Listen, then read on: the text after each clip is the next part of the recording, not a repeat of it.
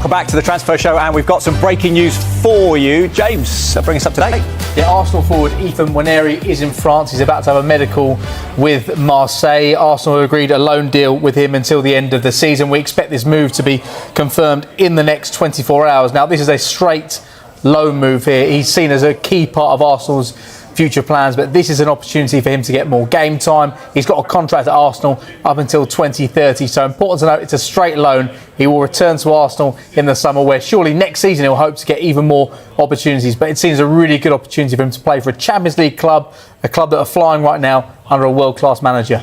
And the Roberto de Zerbi, thank you very much, James. So let's get more on the move. European football expert Andy Brassell joins us. Andy, right on cue as well. Nwaneri, is he going to get plenty of game time at Marseille? How do you see the fit and where might he play? We've seen him be versatile at Arsenal. Yeah, we have seen him be versatile at Arsenal, but clearly he's going to play in midfield if he's going to play for Marseille. That's where they're a little bit short at the moment. He's not playing on the right side of attack because you've already got someone cutting in on their left foot there, Mason Greenwood, who's having a fantastic season. His place is indisputable. But it's interesting what De Zerbi has talked about throughout the season is what my team is really lacking is a number 10. So this is really interesting because I think we can look at the way that Marseille play and think, okay, we can see Nwaneri going into a sort of inside right position. I think it will be a little bit higher than that. And seeing as De Zerbi has talked about having this sort of mysterious number 10 that he's going to build his team around, I think that is probably the thing that's got Arteta to intervene and say, you know what, I can see him working with De Zerbi, and this will really be to the advantage of Arsenal going forward into the second half of 2026. Exciting to see how it develops even when he gets into the team. A word on De Zerbi. He didn't really comment yesterday when asked about reports linking him with Manchester United. How would you, as things stand, rate the job he's doing in Marseille? You know what? Marseille is such a sort of a hotbed of overreaction, really. It's such a passionately followed club that it's really hard to get a handle on it. I mean, from the outside, he's doing a pretty good job. He got them back into the Champions League last season. It's been a little bit more complicated this season, partly because of the rise of Lens, who are top of the table at the moment, which is a remarkable story because they've got a fraction of the budget.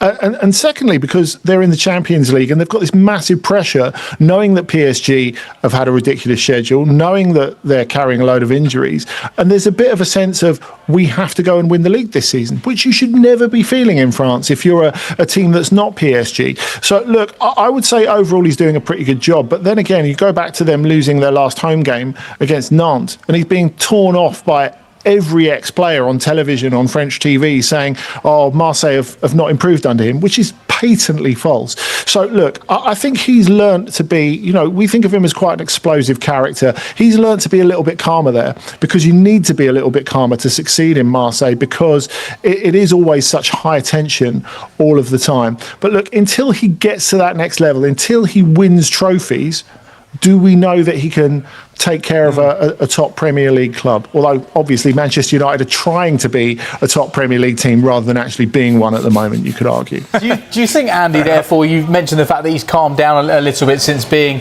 in Marseille, that he would be ready to step in at a club like Manchester United? We've seen the likes of Ruben Amorim and Enzo Maresca be quite vocal when it comes to their thoughts on some of the recruitment policies and some of the things that have been going on above them upstairs. But do you think he'd be ready for that type of challenge? Of course, his focus is on the game this evening, but maybe looking ahead to the summer.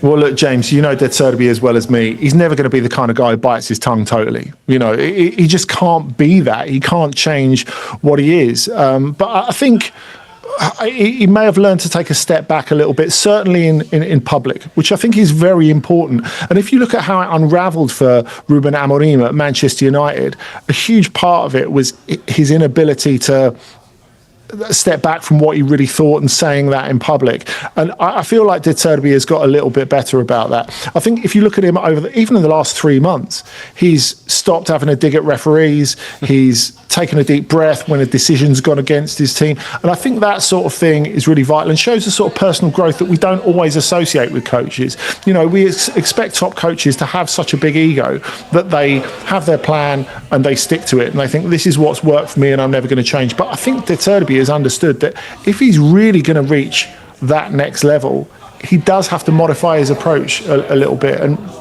that would definitely be the way to go in at Manchester United, because what brought down Amorim is his inability or unwillingness to change from what he always did. Fascinating to hear that. Now, our top story, Andy, is that Jean-Philippe Mateta is asked to leave Crystal Palace. What we were wondering here is, with Juventus being one of the clubs interested in signing him, but not seemingly prepared to pay what Palace want for him, why aren't they stumping up the money? Is it tactics or is it just finances? Well, they spent a lot in the summer, Teddy. They brought in a load of forward players, and that to me is why, to an extent, it's slightly surprising that Juventus are going for Jean-Philippe Mateta. But they know, of course, that they're going to be off the hook for Dusan Vlahovic's wages. He's injured at the moment, but he's leaving in the summer. He's out of contract, and unless he takes a massive pay cut, he won't be coming back. Other clubs are interested in him, led by Barcelona, who are, of course, always looking for a bargain, particularly when it comes to strikers and particularly when it comes to replacing Robert Lewandowski. But I think the problem is none of those forward players have really clicked so far. Jonathan David's form has been improved over recent weeks. Of course, Palace inquired about him when Juventus originally suggested the Mateta deal. I wonder if one that could come into the picture is Lois Openda, who came across from Leipzig. Of course, technically he's still on loan from Leipzig, so there would be a bit of manoeuvring to get themselves into a position to sign him. But if Palace could get someone of the quality of Openda, that would be a brilliant replacement, really, for Jean-Philippe Mateta, if indeed they have reached the point of no return. Because if it's a question of money, there are other clubs who could offer Palace more. I mean, we know from reports in Turkey that Fenerbahce are very, very interested. They're also interested in Omar Mamouche as well. They're really hell-bent on making a splash in this January transfer window. So Juventus are never going to be able to offer the money up front. Of course, they originally suggested a loan. But I think if we're talking about a possible replacement, then Juventus could really come into play as like a trade partner, I suppose you would say, in the NBA. Andy, there's been so much interest in Jean-Philippe Mateta. We know Manchester United have a long-standing interest. Juventus clearly want to sign it in this transfer window. Does that tell us something about the quality of Jean-Philippe Mateta? But does it also tell us about the lack of number nines there are across Europe that are thriving right now?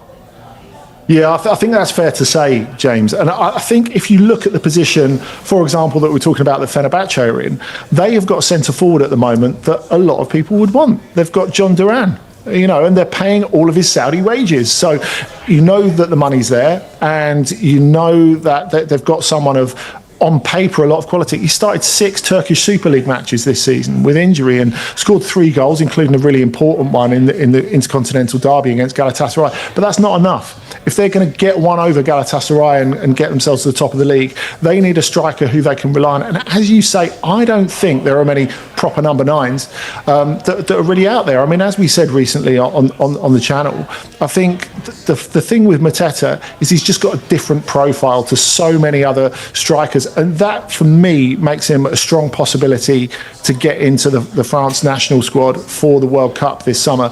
Now, no one in France has believed that it was possible, really, from when he originally got picked to the squad, because they've got so many good forward players. But it's a little bit like Olivier Giroud, if we go back a couple of years. The fact is, there is no one else shaped like Mateta for France. He offers a completely different option. And a lot of clubs out there are looking at him like that as well. From a big central striker, let's talk about a big centre midfield player. And he reports today that Aston Villa want to sign Ruben Loftus-Cheek from AC Milan, who are, of course, in that Serie A title race. Do you think he'd be a good fit? How has he been playing this season?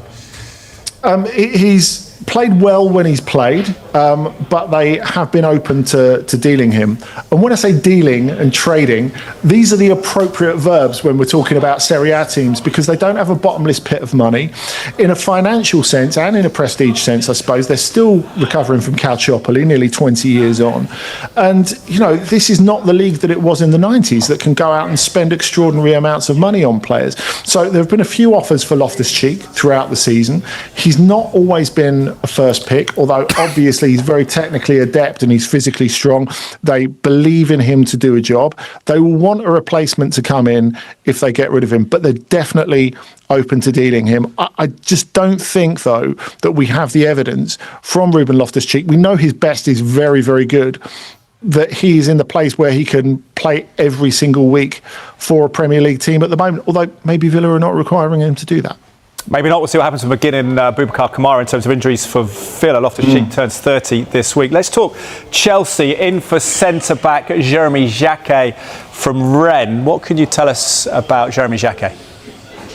He's a thoroughbred, and it's because he's from the Rennes Academy. You look at some of the other players that have come out of there down the years and more recently. You know, it's a mark of quality coming out of the Rennes Academy, and that's why they can charge such big prices. And of course, they're very, very well backed by the Pinot family, very, very wealthy backing. So they're in a strong position now. I think it was interesting to see Habib Bey nail his colours to the mast, really, for Jacquet earlier this week, where he said, look, if we want to do anything this season, if we want to push towards the top four, synonymous with the Champions League qualifying, of course, Champions League fourth place in France, then we've got to keep him, because you cannot get an equivalent player to replace him. Now, on one hand, he's a very typical Premier League sort of signing, because he's played just over 30 first-team games, so it's all about potential. It's all about you buying a player who you can mould into a superstar for the next 10 years, and that's really where you're getting your value for money. But it will be a lot of money. They've already rejected a €50 million bid. They're looking for something around 80 this January. So it will cost a lot to make it happen. When you see him, he's super convincing. He's elegant, he's poised on the ball, he's big and strong.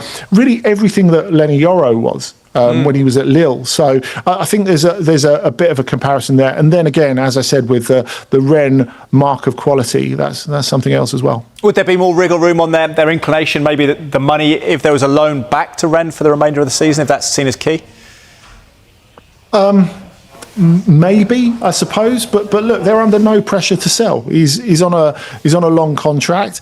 We've seen it before when, I suppose, a comparative thing with Chelsea is when Wesley Fofana wanted to leave St Etienne. You know, he went to the board and said, look, this is a life-changing possibility for me, please let me go.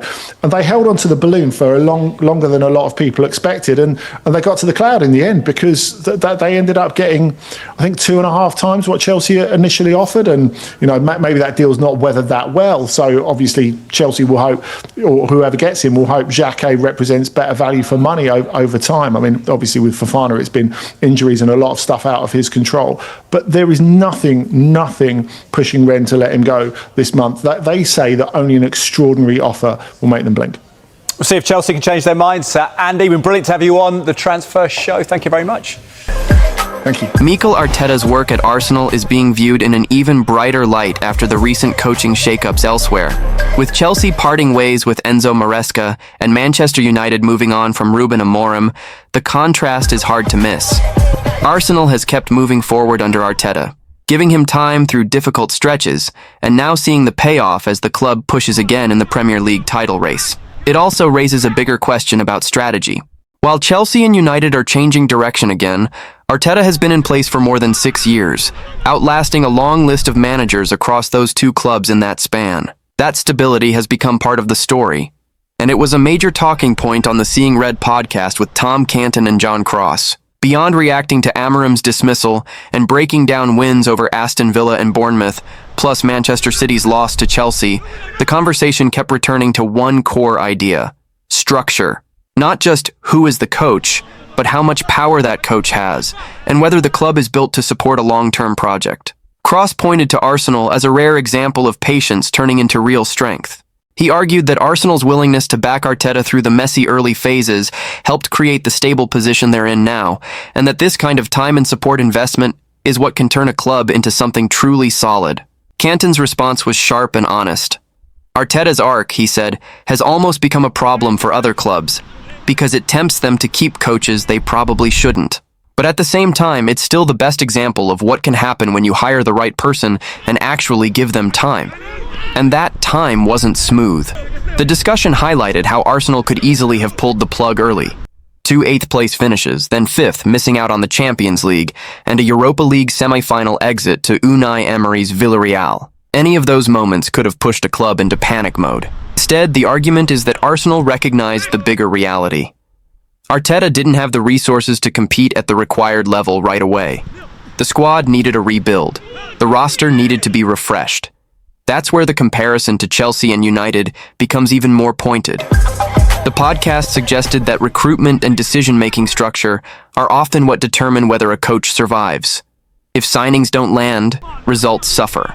And if a coach doesn't have enough influence, or the club isn't aligned behind a clear plan, it becomes much easier for things to collapse. In other words, giving time only works if the coach is empowered to shape the team in a way that matches the vision. Cross also emphasized that Arteta's situation stood out because he pushed to be a true manager, not just a head coach. The idea is simple. Top coaches want a real say in the build, and they want the club to match what they were promised when they took the job. The discussion even pointed to how Arteta survived a low moment, like the home loss to Burnley, because the club stayed behind him. And in that period, with fan pressure affected by the COVID-era environment, Arsenal were able to hold their nerve instead of reacting emotionally. Meanwhile, the big unknowns now shift back to Chelsea and Manchester United. Who replaces Amorim? And how will the next chapter look at Chelsea? The answers may come sooner than people expect. But for Arsenal, the reality stays the same. They're stable, they're moving forward, and they're still in the title chase, while others are starting over again. And that contrast can shape how people judge every manager in the league. Because when two massive clubs hit the reset button again, it forces the same question Cross raised on the show. Is the quick switch actually fixing the problem, or just delaying the real work? The bigger takeaway from the discussion is that time isn't a magic solution by itself. It only becomes valuable when the club's structure supports the plan. And when the coach has the influence to push the squad in the direction he believes it needs to go. That's why the distinction between head coach and manager kept coming up. The podcast point is that if a coach is expected to own the results, he usually wants a meaningful say in the decisions that shape those results. And if he doesn't get that, patience alone won't save him. That's also where Arteta's early struggles get reframed. Those finishes and setbacks could have become a reason to panic. Instead, they became evidence of why alignment matters, because Arsenal chose to treat them as part of a build, not a final verdict. And once the squad was reshaped the way the club believed it needed to be, the results started to reflect that long-term approach. So the repercussions aren't just about Arsenal looking stable, it's about how stability changes your margin for error. When you don't reset every year, you're not constantly starting from zero. You're building on decisions, learning from setbacks, and keeping a clearer identity. For Chelsea and Manchester United, the immediate consequence is obvious. They're changing direction again, which means the next appointment carries even more weight. Because every new coach isn't just judged on results. He's judged on whether the club is finally giving him the structure and authority that the role demands. That's why the question at the end matters so much. Who will replace Amorim? And how will Liam Rosenior do at Chelsea? Because those answers will test the exact theme the show kept returning to. Time, support, structure, and control. And for Arsenal, it's a different kind of pressure. Stability doesn't guarantee trophies, but it does keep you in the fight longer. And right now, while others restart, Arsenal get to stay focused on what they're already doing, chasing the Premier League title.